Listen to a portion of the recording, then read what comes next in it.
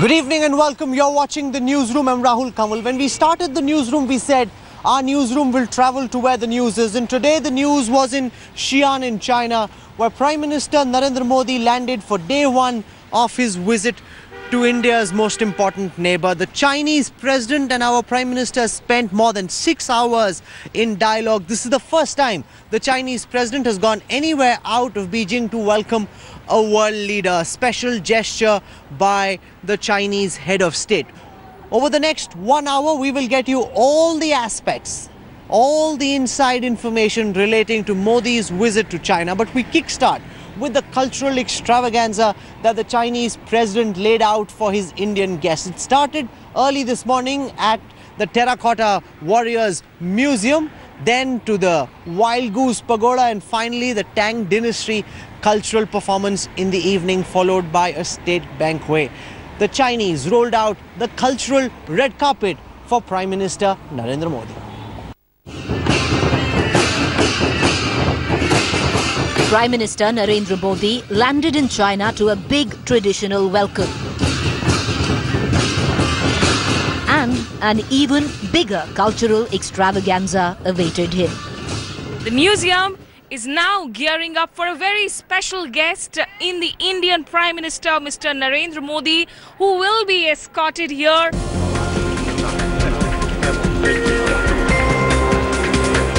His first stop was the Terracotta Warriors Museum in Xi Jinping's hometown of Xian. Beginning the cultural tour of the city, the Prime Minister spent an hour going around the museum, curiously observing the large collection of sculptures depicting the armies of China's first emperor.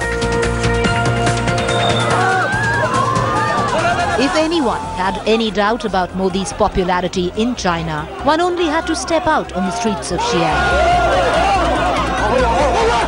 The Prime Minister was treated like a rock star, with local Chinese people scrambling for his picture like starstruck fans.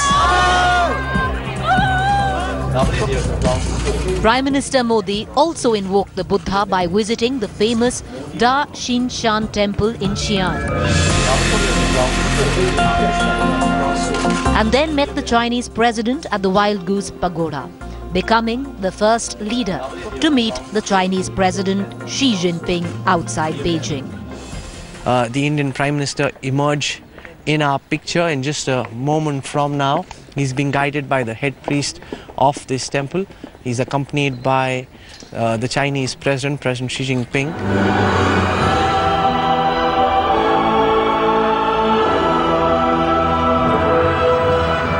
Soft diplomacy combined with some hard talk, Narendra Modi's first day ended with what he himself called a spectacular cultural performance at Pot City Courtyard. The Xian stopover for Narendra Modi was all about soft diplomacy, about people-to-people connect. He was given a glimpse into China's imperial history, its cultural legacy, with President Jinping literally rolling out the red carpet for him. The atmospherics seem absolutely right, but going by past lessons when it comes to hard diplomacy, right atmospherics don't necessarily guarantee resolution of conflicts. With Rahul Kamal in Xian and video journalist Ashok Bhanot in Beijing, this is Smita Sharma for Headlines Today.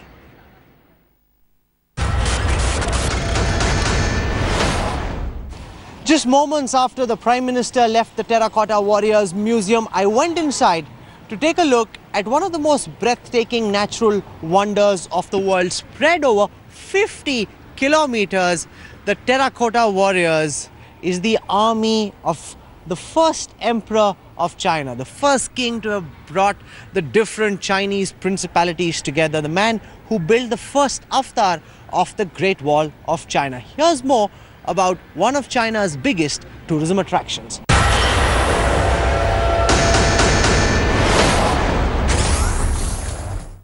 We are currently at the Terracotta Museum here in Xian. The Prime Minister was here earlier this morning. This is pit number 2. It hasn't been fully excavated. Some parts of it have been excavated. The others have been preserved to give people a sense of what this terrain looked like before these excavations began.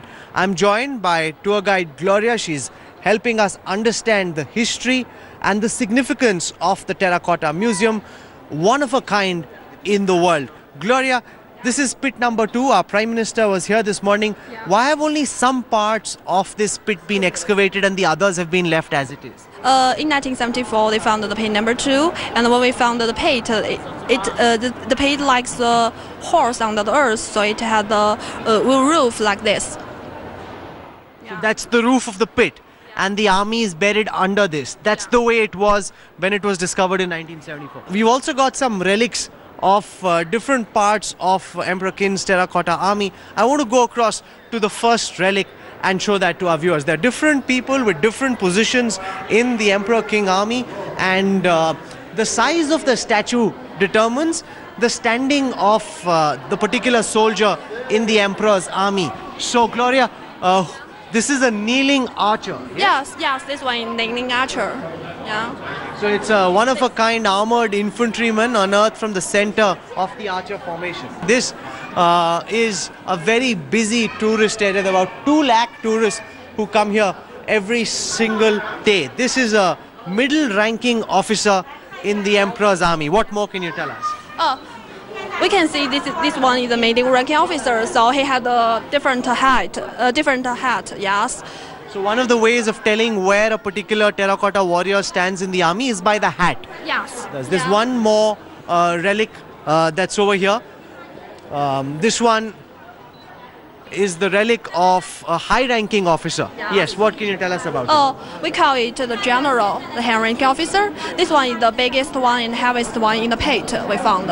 He's the biggest and the heaviest in the pit. Yes. So because he's a high-ranking officer, so he's bigger and bulkier and heavier. Maybe. That's the way the king decided it. So essentially, the king wanted that in his afterlife, he have a strong army to protect him, and that's the idea with which the entire mausoleum was created. Thank you very much, Gloria.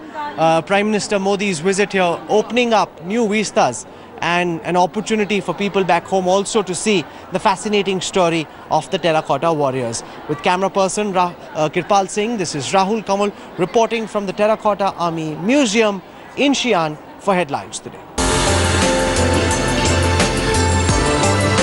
It wasn't a coincidence that Prime Minister Narendra Modi kicked off his China tour in Xian in Shanxi.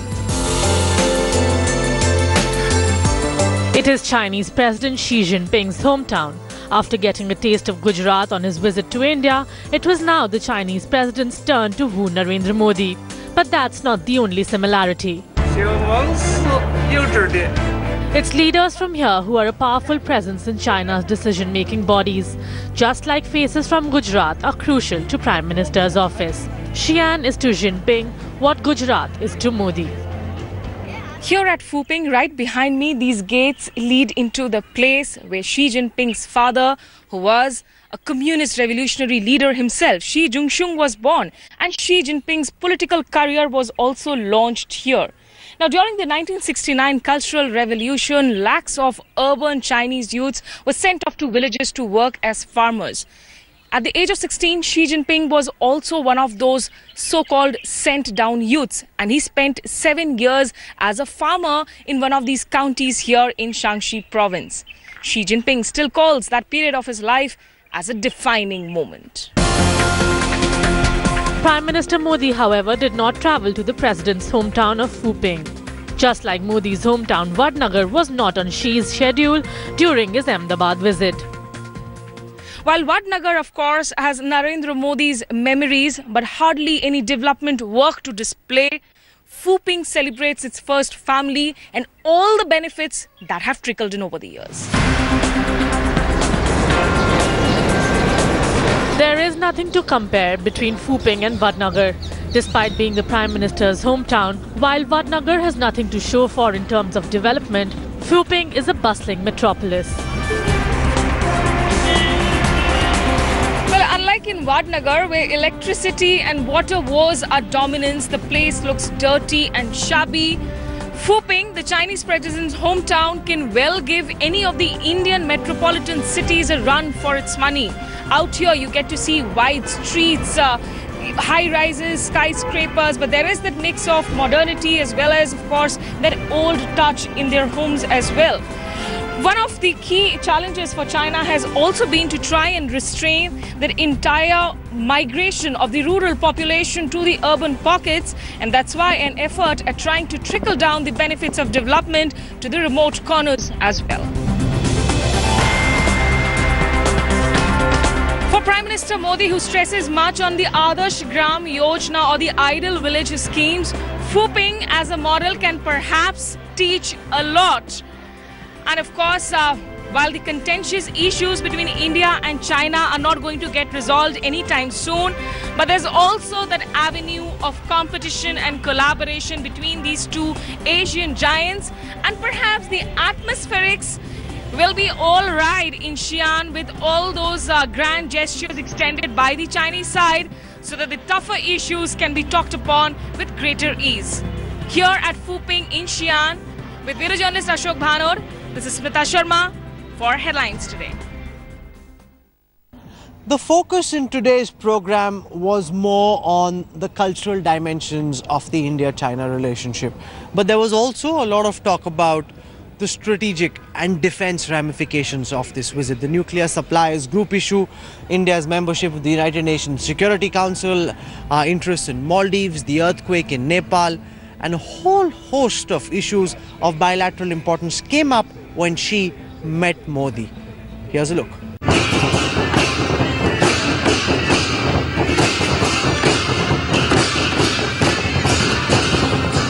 It was an unprecedented gesture by the Chinese president, who moved out of the Forbidden City to accord a grand welcome to Prime Minister Modi at his hometown, Xian.